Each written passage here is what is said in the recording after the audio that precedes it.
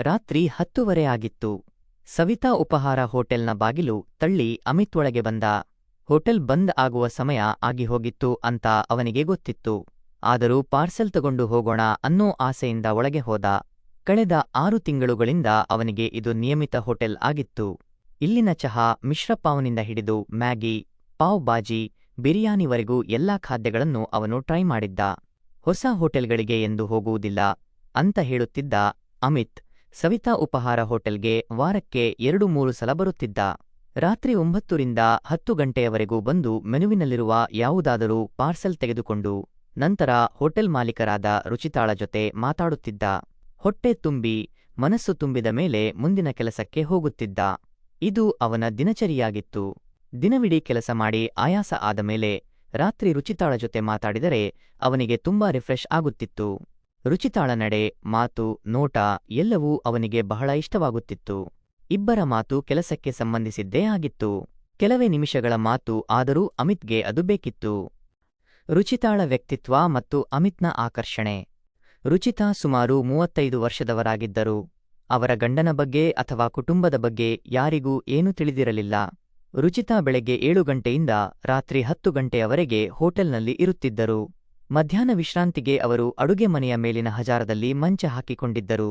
ರುಚಿತಾ ಒಬ್ಬಂಟಿಯಾಗಿದ್ದಾರೆ ಎಂದು ಅಮಿತ್ಗೆ ಬೇರೆಯವರ ಮಾತುಗಳಿಂದ ತಿಳಿದುಬಂದಿತ್ತು. ಅವರ ತುಸುಕಪ್ಪು ಬಣ್ಣದ ಚರ್ಮ, ಆಕರ್ಷಕ ದೇಹ, ಲಯಬದ್ಧ ನಡಿಗೆ, ಮಧುರ ಮಾತುಗಳು ಇವೆಲ್ಲದರಲ್ಲೂ ಅಮಿತ್ ಮನಸೋತ್ತಿದ್ದ. ರುಚಿತಾಳ ಕುಟುಂಬದ ಬಗ್ಗೆ ತಿಳಿದೊಡನೆ ಅವರಿಗೆ ಪ್ರಪೋಸ್ ಮಾಡಬೇಕೆಂದು ಅಮಿತ್ ದೀರ್ಘಕಾಲದಿಂದ ಯೋಚಿಸುತ್ತಿದ್ದ. ಆದರೆ ಅವರ ಮುಂದೆ ಈ ವಿಷಯವನ್ನು ಪ್ರಸ್ತಾಪಿಸಲು ಅವನಿಗೆ ಇನ್ನೂ ಧೈರ್ಯ ಬಂದಿರಲಿಲ್ಲ. ರುಚಿತಾಳ ಕೈಯಲ್ಲಿ ತಿಂದ ಖಾದ್ಯ ಅವನ ಹೊಟ್ಟೆ ಮತ್ತು ನಾಲಿಗೆಯನ್ನು ತೃಪ್ತಿಪಡಿಸುತ್ತಿತ್ತು. ಅವರ ನೆನಪು ರಾತ್ರಿ ಅವನ ಮನಸ್ಸನ್ನು ತೃಪ್ತಿಪಡಿಸುತ್ತಿತ್ತು. ಕಳೆದ 6 ತಿಂಗಳಿಂದ ರುಚಿತಾಳ ರೂಪವನ್ನು ಮನದಲ್ಲಿ ಇಟ್ಟುಕೊಂಡು ಅವನು ಇಡೀ ರಾತ್ರಿ ಹಾತೊರೆಯುತ್ತಿದ್ದ. ಅವನಿಗೆ ಗೊಂದಲವೂ ಆಗುತ್ತಿತ್ತು. ರಾತ್ರಿಯ ಕನಸುಗಳು ಮತ್ತು ರುಚಿತಾಳ ಬಗ್ಗೆ ಅನಗತ್ಯವಾದ ಆಲೋಚನೆಗಳು ಅಮಿತ್ನನ್ನು ಉದ್ರೇಕಗೊಳಿಸುತ್ತಿದ್ದವು. ರುಚಿತಾಳ ಹತ್ತಿರ ಹೋದಾಗ ಅವನ ಹೃದಯ ಚಡಪಡಿಸಲು ತೊಡಗಿತು. ದಿನದ ಕಹಿ ಅನುಭವಗಳು. ಇಂದು ರುಚಿತಾ ಬಹಳ ದಣಿದಂತೆ ಕಾಣುತ್ತಿದ್ದಳು. ಆದರೆ ಅಮಿತ್ನನ್ನು ನೋಡುತ್ತಲೇ ಅವಳು ಹಿಂದಿನಂತೆ ನಗುತ್ತಾ ಚುರುಕಾಗಿ ಕುರ್ಚಿಯಿಂದ ಎದ್ದು ಹೊಳೆಯುವ ಕಣ್ಣುಗಳಿಂದ ಅವನನ್ನು ಸ್ವಾಗತಿಸಿದಳು. ಅವಳ ತುಟಿಗಳ ಮೇಲೆ ಇಂದು ಹಗುರವಾದ ನೇರಳೆ ಬಣ್ಣದ ಲಿಪ್ಸ್ಟಿಕ್ ಇತ್ತು. ಪ್ರತಿದಿನ ಗುಲಾಬಿ ಅಥವಾ ಚಾಕೊಲೇಟ್ ಬಣ್ಣದ ಲಿಪ್ಸ್ಟಿಕ್ ಹಚ್ಚಿಕೊಳ್ಳುವ ಹುಡುಗಿಯರಿಗಿಂತ ರುಚಿತಾಳ ಈ ಆಯ್ಕೆ ಅಮಿತ್ಗೆ ತುಂಬಾ ಇಷ್ಟವಾಗಿತ್ತು. ಕೌಂಟರ್ ಮತ್ತು ಅಡುಗೆ ಎರಡೂ ಕಡೆ ಕೆಲಸ ಮಾಡುತ್ತಿದ್ದರಿಂದ ಅವಳು ಅಡುಗೆ ಏಪ್ರನ್ ಹಾಕಿಕೊಂಡಿದ್ದಳು ಮತ್ತು ಕೂದಲನ್ನು ಹಿಂದೆ ಕಟ್ಟಿದ್ದಳು. ಸ್ಲೀವ್ಲೆಸ್ ಬ್ಲೌಸ್ ಮತ್ತು ಸೀರೆಯಲ್ಲಿ ಅವಳು ಇನ್ನಷ್ಟು ಆಕರ್ಷಕವಾಗಿ ಕಾಣುತ್ತಿದ್ದಳು. ಅಮಿತ್ನ ಅಭಿಪ್ರಾಯದಲ್ಲಿ ರುಚಿತಾಳ ಉಡುಪಿನ ಆಯ್ಕೆ ಅದ್ಭುತವಾಗಿತ್ತು.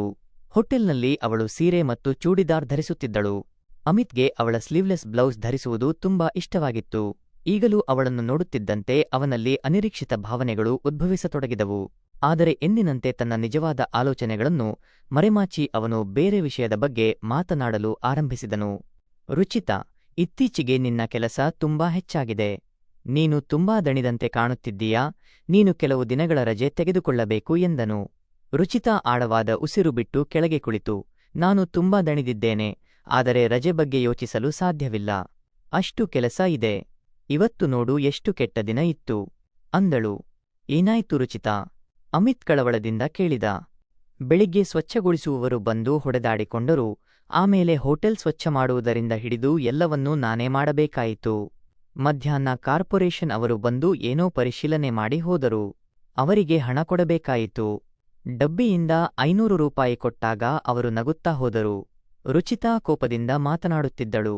ಅವಳು ಮಾತನಾಡುವಾಗ ಕೆಟ್ಟ ಪದಗಳನ್ನು ಬಳಸುತ್ತಿದ್ದಳು. ಅಮಿತ್ಗೆ ಮೊದಲು ಅದು ವಿಚಿತ್ರವೆನಿಸುತ್ತಿತ್ತು. ಆದರೆ ಈಗ ಅವನಿಗೆ ಅದಕ್ಕೆ ಹೊಂದಿಕೊಳ್ಳುವ ಅಭ್ಯಾಸವಾಯಿತು.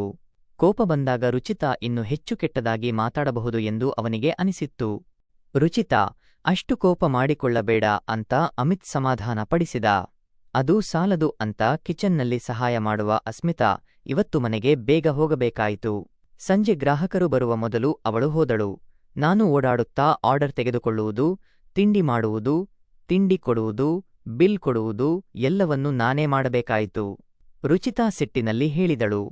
ಅದಕ್ಕೆ ಪರಿಹಾರವಿದೆ ರುಚಿತಾ, ಅಮಿತ್ ನಗುತ್ತಾ ಹೇಳಿದ.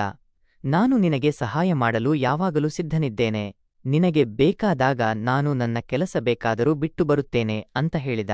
ಇಲ್ಲಿ ನೀನು ಹೇಳುವ ಯಾವುದೇ ಕೆಲಸ ನಾನು ಮಾಡುತ್ತೇನೆ. ಕೌಂಟರ್ ನೋಡಿಕೊಳ್ಳುತ್ತೇನೆ.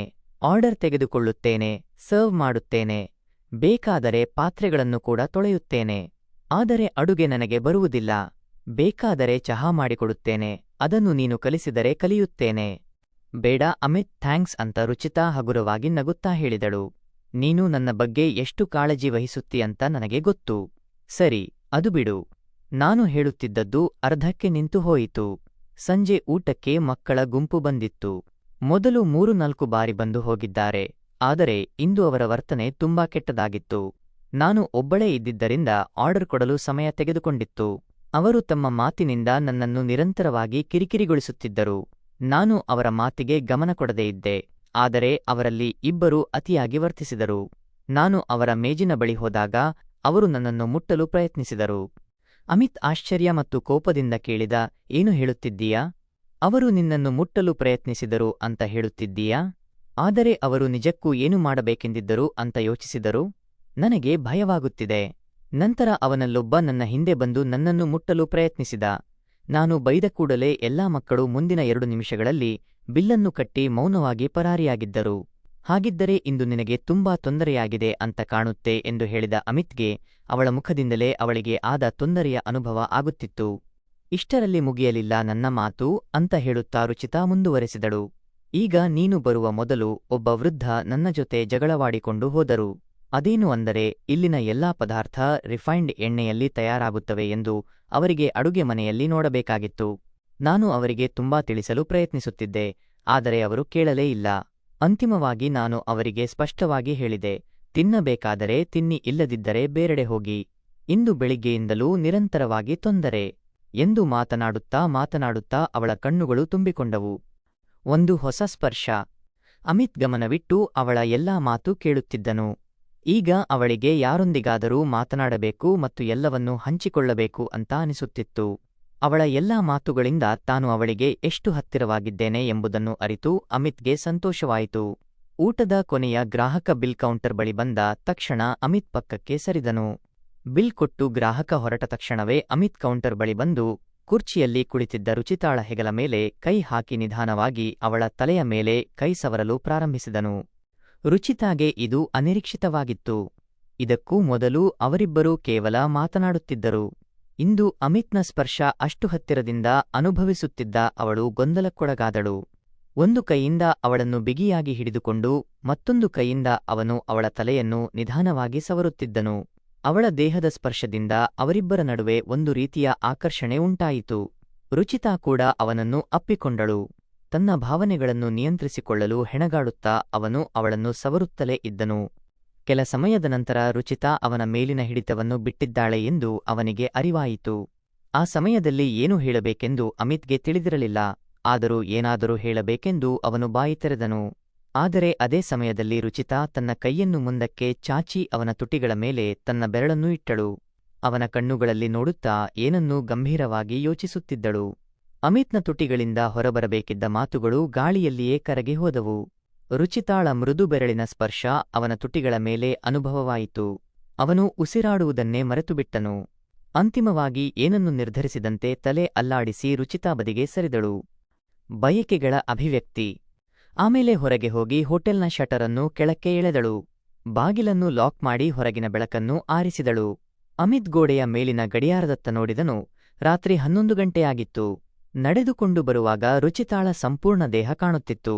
ಸ್ಲೀವ್ಲೆಸ್ ಬ್ಲೌಸ್ ಮತ್ತು ಸೊಗಸಾದ ಸೀರೆಯಲ್ಲಿ ಅವಳು ತುಂಬಾ ಆಕರ್ಷಕವಾಗಿ ಕಾಣುತ್ತಿದ್ದಳು. ನಡೆಯುವಾಗ ಅವಳ ಆಕರ್ಷಕ ಚಲನವಲನಗಳು ಕಾಣುತ್ತಿದ್ದವು. ಅವನ ಕಣ್ಣು ಅವಳ ಮುಖದಿಂದ ಕೆಳಗೆ ಜಾರಿ ಬೀಳದಂತೆ ಅಮಿತ್ ಅವಳನ್ನೇ ನೋಡುತ್ತಿದ್ದನು.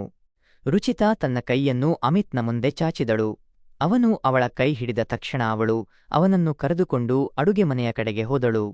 ದಿನವಿಡೀ ಆ ಅಡುಗೆ ಮನೆಯಲ್ಲಿ ನೂರಾರು ಖಾದ್ಯಗಳು ತಯಾರಾಗಿರುತ್ತವೆ. ಆದರೆ ಈಗ ಅಡುಗೆ ಮನೆ ಸಂಪೂರ್ಣವಾಗಿ ಸ್ವಚ್ಛವಾಗಿ ಚೆನ್ನಾಗಿ ಕಾಣುತ್ತಿತ್ತು. ಅಮಿತ್ ಮತ್ತೆ ಏನಾದರೂ ಹೇಳಬೇಕೆಂದಿದ್ದನು. ಆದರೆ ರುಚಿತಾ ಮತ್ತೆ ಅವನನ್ನು ಮೌನವಾಗಿರಲು ಹೇಳಿದಳು. ಅಡಿಗೆ ಮನೆಯ ಮಧ್ಯದಲ್ಲಿ ಒಂದು ಸ್ಟೀಲ್ ಟೇಬಲ್ ಇರಿಸಲಾಗಿತ್ತು. ಇಬ್ಬರ ಎತ್ತರವೂ ಸರಿಸುಮಾರು ಒಂದೇ ಇತ್ತು. ಅವನ ಕಣ್ಣುಗಳನ್ನು ನೋಡುತ್ತಾ ರುಚಿತಾ 2 ಹೆಜ್ಜೆ ಮುಂದೆ ಸರಿದಳು. ಈಗ ಅಮಿತ್ ತನ್ನ ಮುಖದ ಮೇಲೆ ಅವಳ ಉಸಿರಿನ ಅನುಭವವಾಗುತ್ತಿತ್ತು.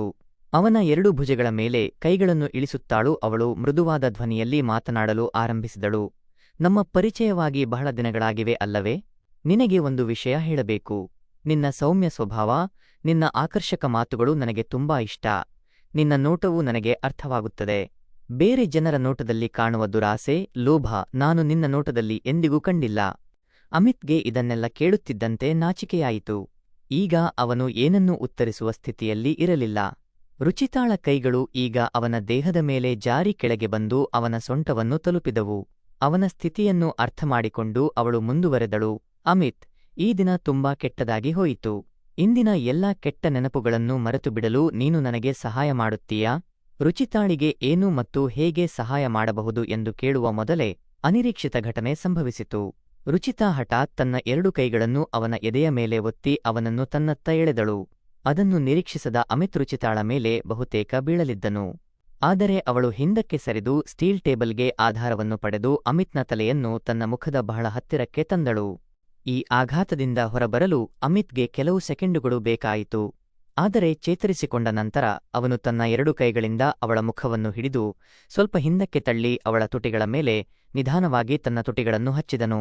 ನಂತರ ಅವಳ ಕಣ್ಣುಗಳನ್ನು ನೋಡುತ್ತಾ ನಗುತ್ತಾ ಅವಳ ಮೂಗಿನ ಮೇಲೆ ತನ್ನ ಮೂಗನ್ನು ಉಜ್ಜಲು ಆರಂಭಿಸಿದನು. ಯಾವುದೇ ಹುಡುಗಿಯನ್ನು ಮೊದಲ ಬಾರಿಗೆ ಚುಂಬಿಸುವಾಗ ಹೇಗೆ ಮೃದುವಾಗಿ ಆರಂಭಿಸಬೇಕೆಂದು ಅವನು ಅನೇಕ ಹಿಂದಿ ಸಿನಿಮಾಗಳಲ್ಲಿ ನೋಡಿದ್ದನು. ಅವನ ಹಳೆಯ ಗೆಳತಿಯರೊಂದಿಗಿನ ಅನುಭವಗಳು ಅವನಿಗೆ ಈಗ ನೆನಪಾಗುತ್ತಿದ್ದವು. ಆ ಅನುಭವದ ಆಧಾರದ ಮೇಲೆ ಅವನ ವರ್ತನೆ ಈಗ ಪರಿಪೂರ್ಣ ಎಂದು ಅವನಿಗೆ ಅನಿಸುತ್ತಿತ್ತು. ಆದರೆ ಅವನ ಅಂದಾಜು ತಪ್ಪು ಎಂದು ಅವನಿಗೆ ಮುಂದಿನ ಕ್ಷಣದಲ್ಲಿ ಅರಿವಾಯಿತು. ನಿರ್ಭೀತ ಪ್ರೇಮದ ಆಚರಣೆ.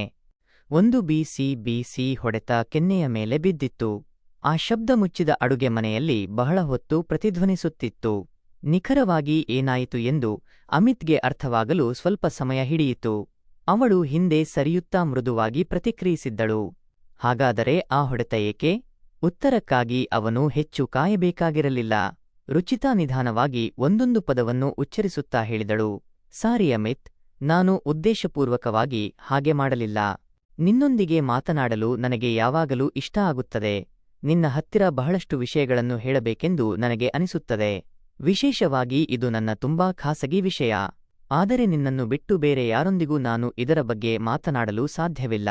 ನನ್ನ ಅಗತ್ಯಗಳು ಸ್ವಲ್ಪ ವಿಭಿನ್ನವಾಗಿವೆ ಅಮಿತ್. ಅವು ನಿನಗೆ ಅರ್ಥವಾಗುತ್ತವೆ ಎಂದು ನಾನು ಆಶಿಸುತ್ತೇನೆ. ರುಚಿತಾ, ನೀನು ನಿರ್ಭಯವಾಗಿ ನನಗೆ ಹೇಳಬಹುದು ಎಂದು 2 ಕೈಗಳನ್ನು ತನ್ನ ಕೈಯಲ್ಲಿ ಹಿಡಿದುಕೊಂಡು ಅಮಿತ್ ಹೇಳಿದ. ಏಕೆಂದರೆ ಅವಳ ಆಕರ್ಷಣೆ, ಅವಳ ನೋಟ ಇವೆಲ್ಲವೂ ಅವನ ಮನಸ್ಸು ಮತ್ತು ದೇಹದ ಮೇಲೆ ಬಹಳಷ್ಟು ಪರಿಣಾಮ ಬೀರಿತ್ತು. ಅವನಿಗೆ ಹಿಂದೆ ಸರಿಯಲು ಸಾಧ್ಯವಾಗಲಿಲ್ಲ. ಮೊದಲಿನ ಅಪ್ಪಳಿಕೆಯನ್ನು ಮರೆತು ಅವನು ರುಚಿತಾಳನ್ನು ಮತ್ತೆ ತಬ್ಬಿಕೊಂಡು ಅವಳ ನೇರಳೆ ತುಟಿಗಳ ಮೇಲೆ ತನ್ನ ತುಟಿಗಳನ್ನು ಇಟ್ಟನು. ನಿಲ್ಲಿಸು. ರುಚಿತಾ ಮತ್ತೆ ಅಮಿತ್ನನ್ನು 2 ಕೈಗಳಿಂದ ತಳ್ಳಿಯಲ್ಲೇ ಕೂಗಿದಳು, ನನಗೆ ಇದು ಇಷ್ಟವಿಲ್ಲ. ಪುಸ್ತಕ ಅಥವಾ ಸಿನಿಮಾದಲ್ಲಿ ತೋರಿಸುವ ಹಾಗೆ ಮೃದುವಾದ ಪ್ರೇಮ ನನಗೆ ಬೇಕಿಲ್ಲ. ನನ್ನ ಅವಶ್ಯಕತೆ ಬೇರೆ. ಅಮಿತ್ಗೆ ಅವಳು ಹೇಳುವುದು ತಿಳಿಯಲಿಲ್ಲ. ಅಮಿತ್ನನ್ನು ಹಿಡಿದು ಹತ್ತಿರಕ್ಕೆ ಎಳೆದು, ನಾನು ಇತರ ಮಹಿಳೆಯರಂತೆ ಅಲ್ಲ ಎಂದು ಹೇಳಿದಳು. ಅವನ ಕಣ್ಣುಗಳಲ್ಲಿ ನೋಡುತ್ತಾ ಅವಳು ಬಲವಾಗಿ 2 ಕೈಗಳನ್ನು ಹಿಂದಕ್ಕೆ ಎಳೆದಳು ಮತ್ತು ನನಗೆ ಯಾವ ರೀತಿ ಪ್ರೀತಿ ಮಾಡುವುದು ಇಷ್ಟ ಎಂದು ನಿನಗೆ ತೋರಿಸುತ್ತೇನೆ ಎಂದಳು. ಕ್ಷಣಾರ್ಧದಲ್ಲಿ ಅಮಿತ್ನ ಶರ್ಟ್ನ ಎಲ್ಲಾ ಬಟನ್ಗಳನ್ನು ಕಿತ್ತು ಹಾಕಿದಳು. ಅವು ಅಡುಗೆ ಮನೆಯೆಲ್ಲೆಡೆ ಚೆಲ್ಲಾಪಿಲ್ಲಿಯಾಗಿ ಬಿದ್ದವು. ಅಮಿತ್ನನ್ನು ಹಿಡಿದುಕೊಂಡಾಗ ಆ ತಂಪಾದ ಸ್ಪರ್ಶ ಅವನ ಇಡೀ ದೇಹಕ್ಕೆ ಹರಡಿತು. ತಲೆ ಎತ್ತಿ ನೋಡಿದ ಅಮಿತ್ ರುಚಿತಾಳ ಮುಖ ನೋಡಿ ಒಳಗೊಳಗೆ ನಗುತ್ತಾ ಇಬ್ಬರೂ ಉಡುಪುಗಳನ್ನು ಬಿಚ್ಚಿದರು. ಈ ಬಾರಿ ಅಮಿತ್ ಸಿದ್ಧನಿದ್ದ. ಮೇಜು ಕಡಿಮೆ ಎತ್ತರದ್ದಾಗಿದ್ದರಿಂದ ಅವಳು ಸುಲಭವಾಗಿ ಮೇಲೆ ಹೋಗಿ ಕುಳಿತಳು. ರುಚಿತಾಳಿಗೆ ನಿಜವಾಗಿಯೂ ಏನು ಬೇಕಿತ್ತು ಎಂಬುದು ಅಮಿತ್ಗೆ ಈಗ ಚೆನ್ನಾಗಿ ಅರ್ಥವಾಯಿತು. ಒಳ ಉಡುಪುಗಳ ಅಡಚಣೆ ದೂರವಾದಾಗ ಅಮಿತ್ಗೆ ತುಂಬಾ ಸಂತೋಷವಾಯಿತು. ಇಷ್ಟು ವರ್ಷಗಳ ತಪಸ್ಸು ಈಗ ಫಲ ನೀಡಿದೆ ಎಂದು ಅವನಿಗೆ ಅನಿಸಿತು. ಅವಳು ಹೇಳಿದಳು, ಇದು ನನ್ನ ಶೈಲಿ ಮಿಸ್ಟರ್ ಅಮಿತ್, ನಿನಗೆ ಇದು ಸರಿಯೇ ಎಂದಾಗ ಅಮಿತ್ ಹೇಳಿದ, ನನಗೆ ಅರ್ಥವಾಗುತ್ತಿಲ್ಲ, ಆದರೆ ಈ ಶೈಲಿ ನನಗೆ ನಿಜಕ್ಕೂ ಇಷ್ಟವಾಯಿತು. ಅದು ನಿಜ, ನನ್ನ ಉತ್ಸಾಹ ಹೆಚ್ಚಾಗುತ್ತಿದೆ. ಅಮಿತ್ ಅವಳ ಬಲಗೈ ಹಿಡಿದು ಹೇಳಿದ, ನಿನಗೆ ಹೇಳುತ್ತಿದ್ದೇನೆ ರುಚಿತಾ, ಇದನ್ನು ಮಾಡುವುದು ನನ್ನ ಹೃದಯದ ಆಸೆಯಾಗಿತ್ತು. ರುಚಿತಾ, ನೋಡು ನನಗೆ ಎಷ್ಟು ಶಕ್ತಿ ಇದೆ ಅಂತ ನಿನಗೆ ಇಂದು ಗೊತ್ತಾಗುತ್ತದೆ ಎಂದು ಅಮಿತ್ ಹೇಳಿದನು. ರುಚಿತಾ ಅಮಿತ್ನನ್ನು ಪ್ರೇಮದಿಂದ ಅಪ್ಪಿಕೊಂಡಳು. ಅವನ ಮುಖದ ಮೇಲೆ ಸಂತೋಷ, ಆಶ್ಚರ್ಯ, ಸುಖಭಾವ, ವೇದನೆ ಎಂಬ ವಿವಿಧ ಭಾವನೆಗಳ ಮಿಶ್ರಣ ಕಾಣುತ್ತಿತ್ತು. ರುಚಿತಾ ಮನಸ್ಸಿನಿಂದ ಅವನ ಸೌಂದರ್ಯವನ್ನು ಆಸ್ವಾದಿಸುತ್ತಿದ್ದಳು ಮತ್ತು ಅವಳು ಮೇಜಿನ ಮೇಲೆ ಅಡ್ಡವಾಗಿ ಕುಳಿತಿದ್ದಳು. ಈಗ ತುಂಬಾ ಖುಷಿಯಾಗುತ್ತಿದೆ, ನಾನು ಸ್ವರ್ಗದಲ್ಲಿದ್ದ ಹಾಗೆ ಅನಿಸುತ್ತಿದೆ. ಬಹಳ ಸಮಯವಾದ್ದರಿಂದ ನಾವು ಮಾದಕ ಧ್ವನಿಯನ್ನು ಮಾಡಲು ಆರಂಭಿಸಿದೆವು. ನಾವು ಮನಸ್ಸನ್ನು ಮಂಕು ಮಾಡುವ ಶಬ್ದಗಳನ್ನು ಹೊರಡಿಸಲು ಆರಂಭಿಸಿದೆವು ಮತ್ತು ನಮ್ಮ ಅಡುಗೆ ಮನೆಯಲ್ಲಿ ಎಲ್ಲೆಡೆ ಆ ಶಬ್ದ ಕೇಳಿಸುತ್ತಿತ್ತು. ನಾವು ಈಗ ಬೇರೆ ಲೋಕಕ್ಕೆ ಹೋಗಿದ್ದೆವು. ಈ ಕ್ಷಣವನ್ನು ಕಣ್ಣು ಮುಚ್ಚಿ ಮನಸ್ಸಿನಿಂದಲೇ ಶಬ್ದ ಮಾಡಿ ಆನಂದಿಸಿದೆವು. ನಮ್ಮ ದೇಹದಿಂದ ಉಷ್ಣತೆ ಹೊರಬರುತ್ತಿತ್ತು, ನಮ್ಮ ದೇಹಗಳು ತುಂಬಾ ಬಿಸಿಯಾಗಿತ್ತು.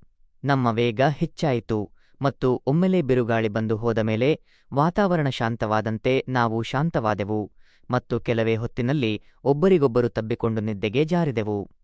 ಸ್ನೇಹಿತರೆ, ಕಥೆ ಇಷ್ಟವಾಗಿದ್ದರೆ ಲೈಕ್ ಮಾಡಿ, ಕಮೆಂಟ್ ಮಾಡಿ, ಚಾನೆಲ್ಗೆ ಹೊಸಬರಾಗಿದ್ದರೆ ಚಾನೆಲ್ಗೆ ಸಬ್ಸ್ಕ್ರೈಬ್ ಮಾಡಿ. ಮತ್ತೆ ಹೊಸ ವಿಡಿಯೋದಲ್ಲಿ ಭೇಟಿಯಾಗೋಣ. ಧನ್ಯವಾದಗಳು.